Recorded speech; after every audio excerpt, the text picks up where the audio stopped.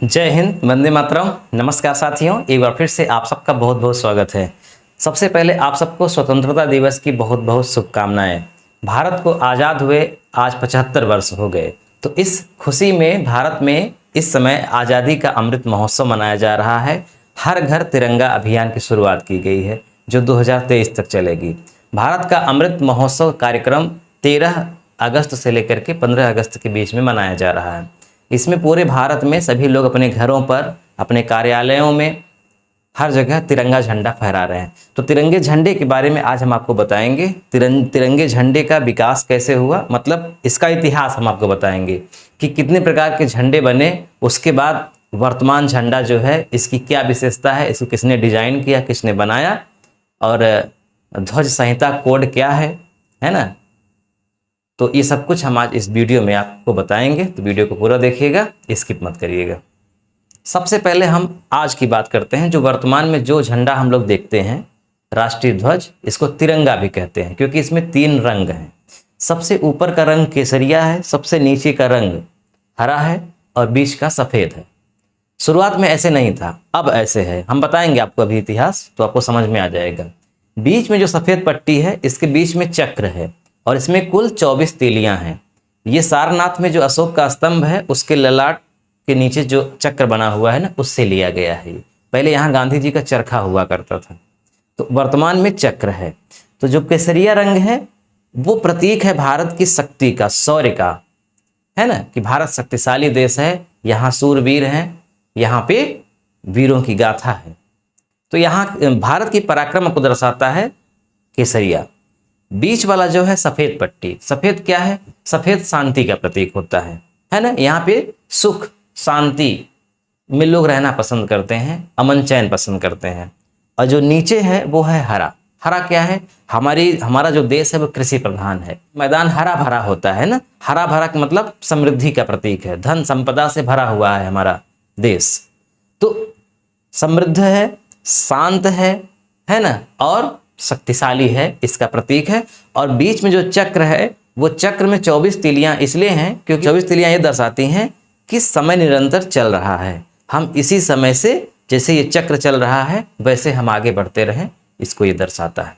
और ये नीले रंग का है, ठीक है। जो झंडे का वो है आकार है, उसकी लंबाई 3 और चौड़ाई 2, यानी अनुपात 3-2 का होना चाहिए। अगर 3 फुट लंबा झंडा है तो 2 फीट चौड़ा होना चाहिए।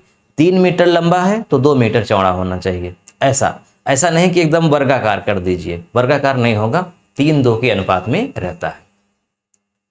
अब ये जो वर्तमान झंडा आप देख रहे हैं, इसके पहले भारत में बहुत सारे झंडे बने, 4-5 डिजाइन किए गए।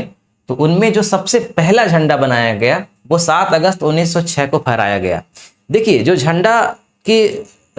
झंडा का संकल्पना विकसित हुआ ना, वो भारत में जो एक क्रांति हुई थी 1857 की, जिसे भारत की पहली क्रांति कहा जा सकता है, 1857 में हुई थी। तो उसी समय लोगों को ये अनुभव हुआ, महसूस हुआ कि भारत का एक कोई प्रतीक होना चाहिए, कोई झंडा होना चाहिए जो भारत को प्रतिनिधित्व करे, है ना।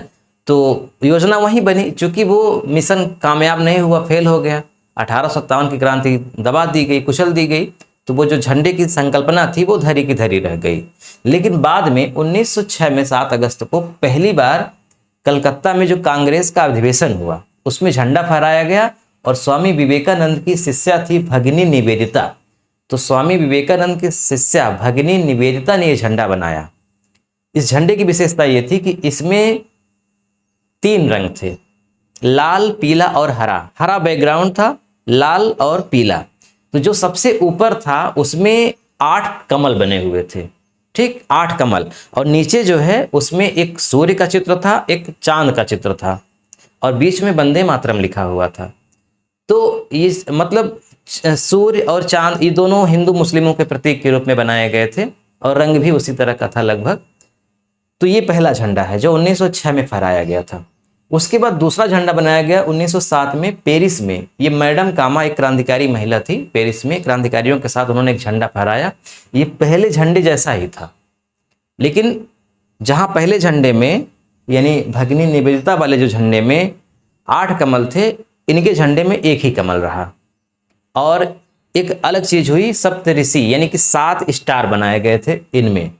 ये वाला जो झंडा फहराया गया था भगनी निवेदिता था, ये कोलकाता में फहराया गया था, जो इस समय ग्रीन पार्क है, पारसी गार्डन उसको बोलते थे उस समय, तो पारसी गार्डन में फहराया गया था। ये पेरिस में फहराया गया था।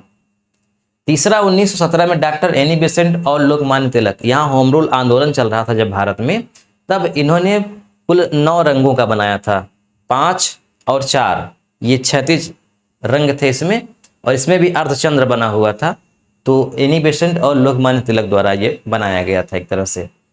उसके बाद आती है बात चौथे 1921 में, विजयवाड़ा एक स्थान है हैदराबाद में, सॉरी आंध्र प्रदेश में, तो वहां पर कांग्रेसियों का एक अधिवेशन हुआ था। तो पिंगली वेंकैया नाम के कृषि वैज्ञानिक थे, पिंगली वेंकैया, खास तौर पे ये जो कोयले की खदान होती है उसके वैज्ञानिक थे ये।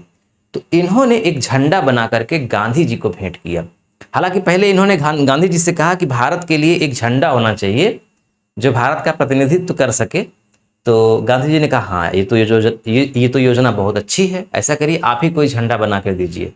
तो इन्होंने एक झंडा बना के गांधी जी को भेंट किया।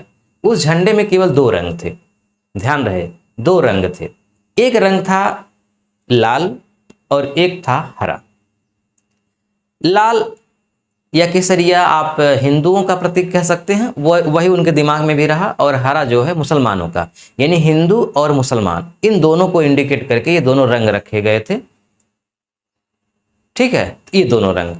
तो जब गांधी जी को भेंट किया गया तो गांधी जी ने कहा ये तो सही है, हिंदुओं का और मुसलमानों का प्रतीक है, लेकिन इसके बीच में एक सफेद पट्टी बना दीजिए, और वो सफेद जो रंग होगा वो हिंदू मुसलमान के अलावा जितने भी भारत में धार्मिक लोग हैं उन सब का प्रतीक होगा वो। तो सफेद, लाल, केसरिया और हरा, ये 3 रंग का गांधी जी ने सुझाव दिया, और कहा बीच में एक चरखा बना दीजिए। चरखा का मतलब ये होता है कि हम अपना उद्योग स्वयं करेंगे, हम चरखे से सूत काटेंगे, चरखे से कपड़ा बनाएंगे, अपने स्वदेश को इंडिकेट करता है ये, इसलिए चरखा भी बना दीजिए। तो कुल मिला के एक चरखा, बीच में चित्र रहा सफेद वाली पट्टी में, ऊपर केसरिया और नीचे हरा। इस झंडे को 1931 में स्वीकार कर लिया गया। किसने बनाया? पिंगली वेंकैया ने। उन्होंने जो मूल झंडा बनाया उसमें गांधी जी ने संशोधन करवा दिया, है ना, चरखा रखवा दिया और सफेद पट्टी रखवा दिया। बाकी हिंदुओं का और मुसलमानों का जो प्रतीक था लाल और हरा वो चलता रहा। तो 1931 में जो है इसको स्वीकार कर लिया गया, और 22 जुलाई 1947 को इसको संविधान सभा ने इसको स्वीकार कर लिया इस झंडे को। और जो चरखा है उस चरखे के स्थान पे सारनाथ में जो अशोक का स्तंभ है वहां से ले लिया गया चक्र, ठीक, और उसमें 24 तीलियां हैं। तो वर्तमान में चरखे के स्थान पे क्या कर दिया गया है? चक्र कर दिया गया है। बाकी पिंगली वेंकैया ने जो डिजाइन किया पूरा केसरिया, हरा, सफेद, वो वही है, 3-2 का अनुपात। अब 26 जनवरी 2002 में राष्ट्रीय ध्वज के नियम में बदलाव किया गया। इसके पहले लोग अपने घरों कार्यालयों पे झंडा नहीं फहरा सकते थे, ठीक है, कुछ विशेष प्रयोजन में ही अनुमति लेकर के फहरा सकते थे, लेकिन इसके बाद ये कह दिया गया कि आप अपने घरों पे, कार्यालयों में कहीं भी झंडा फहरा सकते हैं, सुबह के बाद और सूर्यास्त के पहले तक। हालांकि बाद में इसमें भी संशोधन कर दिया गया और कहा कि नहीं, आप 24 घंटे फहरा सकते हैं। तो अब कोई भी व्यक्ति सम्मानपूर्वक झंडा फहरा सकता है। जब कोई राष्ट्रीय शोक होता है तो राष्ट्रपति के आदेश से इस राष्ट्रीय झंडे को थोड़ा सा झुका दिया जाता है। जैसे अभी लता मंगेशकर जी का निधन हुआ था तो राष्ट्रीय शोक घोषित किया गया था। एपीजे अब्दुल कलाम की जब मृत्यु हुई थी तो राष्ट्रीय शोक घोषित किया गया था। तो राष्ट्रपति की मृत्यु हो, प्रधानमंत्री की मृत्यु हो, लोकसभा अध्यक्ष की मृत्यु हो, तो इन सुप्रीम कोर्ट के मुख्य न्यायाधीश की मृत्यु हो, तो इनके लिए राष्ट्रीय शोक व्यक्त किया जाता है और झंडा थोड़ा सा झुका दिया जाता है।